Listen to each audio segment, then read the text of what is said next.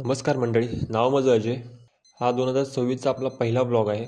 सकाळी उठलो, 3 अँगलनी 3 शूट केले. सकाळी झोपेतच होतो, उठायचा मूड नव्हता, पण कसं तरी उठलो. मस्तपैकी पाणी गरम केलं, लगेच पाणी ग्लासमध्ये घेतलं, ओट्स बनवले, ओट्समध्ये मध टाकला आणि खायला बसलो. पण शूज घातले आपले आणि हा आहे आपला काटकरपाडाचा नजारा. फाटकवरती आलो, ट्रेन चाललेली. मग काय डायरेक्ट स्टेशनवरून प्लॅटफॉर्म नंबर 3वरती आलो.